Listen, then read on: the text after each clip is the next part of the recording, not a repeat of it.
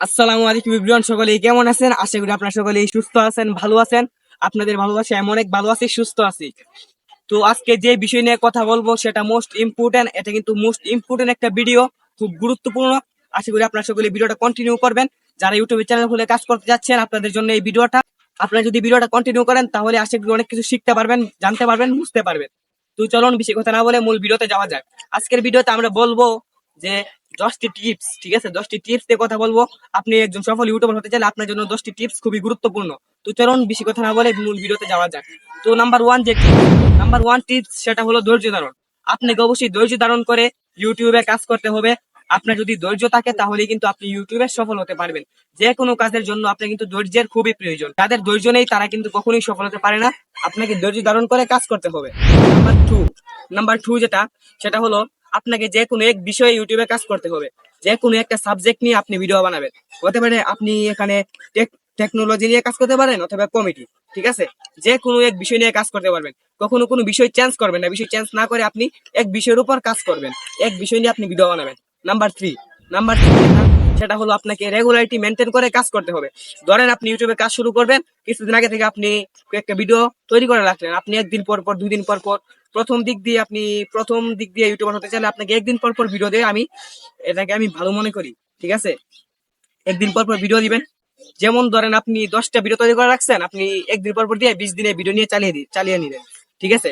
এর মধ্যে দিয়ে আপনি আবার 5টা ভিডিও তৈরি করলেন 10 দিন, তারপর দিলে আর আপনি 2 দিন পর পর দিয়ে আবার 20 দিন, ঠিক আছে? এরকম ভাবে কাজ করবেন। তো নাম্বার ফোর যেটা, সেটা হলো আপনার ভিডিওর যে ডিসক্রিপশন বক্স থাকে সেটাকে আপনি অবশ্যই ভালো করে পূরণ করে দিবেন। ডিসক্রিপশনটাকে আপনি ভিডিও অনুযায়ী আপনি অনেক কিছু লিখে দিবেন।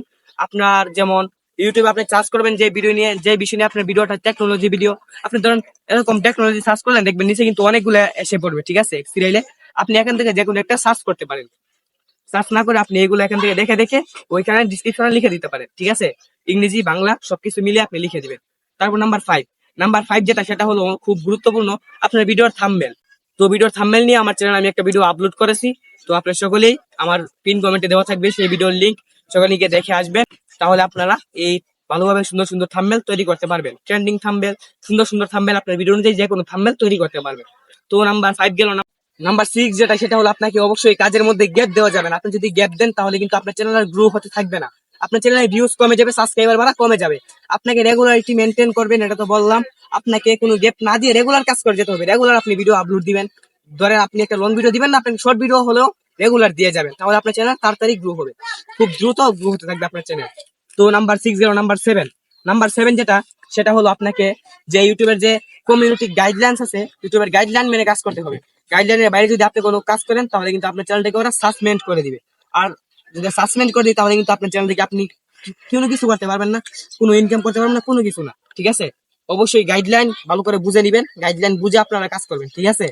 তো নাম্বার 8 যেটা, সেটা হলো আপনাকে অবশ্যই কোয়ালিটিফুল ভিডিও দিতে হবে। আপনার ভিডিওটা কোয়ালিটিফুল হতে হবে। যে অনেক অনেক সময় আছে যে আমরা ভালো থাম্বনেল দিই ঠিকই, কিন্তু আমাদের ভিডিও তেমন কোয়ালিটিফুল হয় না।